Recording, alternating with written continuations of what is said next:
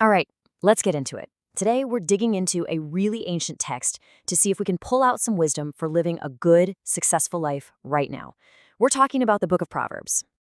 I mean, it's a huge question, right? In a world that's constantly changing, could a bunch of sayings from 3,000 years ago actually have anything to offer us? Well, that's exactly what we're here to find out. So, first things first, let's break down what this book actually is. Because it's not a story with a beginning, middle, and end. It's much more like a practical guide for how to live. At its heart, Proverbs is a collection of wisdom.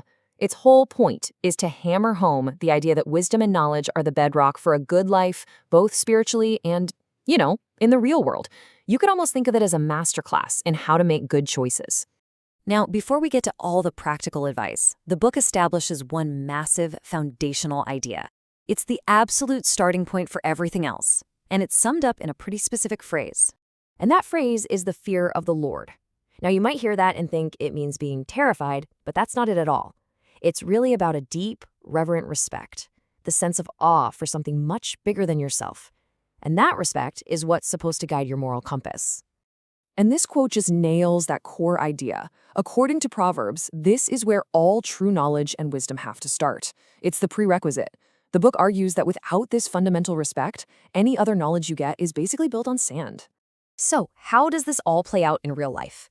Well, the book constantly presents you with a choice between two very different paths that lead to two very different places. It's this powerful, ongoing contrast between the wise and the foolish.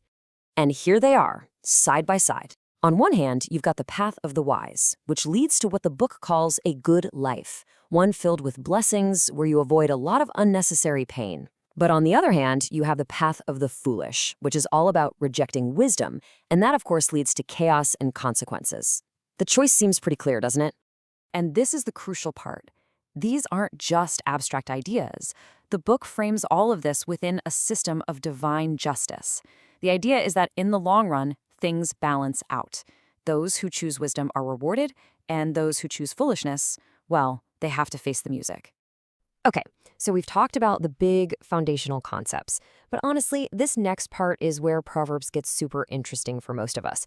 It's packed with incredibly practical, real-world advice for just getting through the day. And just look at what it covers. We're talking about everything from family drama and how to handle your money to the words you use and how to manage your temper. It's got advice on getting through tough times and making careful decisions. This isn't just philosophy. This is a toolkit for the messiness of actual life. So, to bring this all home, let's try and boil everything down into a handful of core lessons from the text, the kind of stuff you can actually remember and use. So, beyond that fear or reverence we talked about, there's this deep call to trust. It's a fundamental lesson about leaning on that divine wisdom, especially when you're in a situation where you just can't see the way forward yourself. And then you have gems like this. It's so simple, but it speaks volumes about loyalty, about having people in your corner, and just how priceless real friendship is. That's a theme that's as true today as it was thousands of years ago.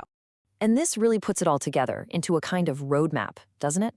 It all starts with your own foundation, that reverence, trust, and active search for wisdom. Then it moves outward to how you treat other people. Be a good friend, tell the truth. And finally, it turns inward to your own character. Control your anger, and choose to bring joy into the world. It's a pretty complete guide. So, we end right back where we started with a question. The book of Proverbs seems to be saying that even though our world is always changing, the basic principles of wisdom, integrity, and respect, they don't. And maybe that's the real takeaway here, that in our search for a good life, some of the best guidance has been right there, waiting for us all along. What do you think?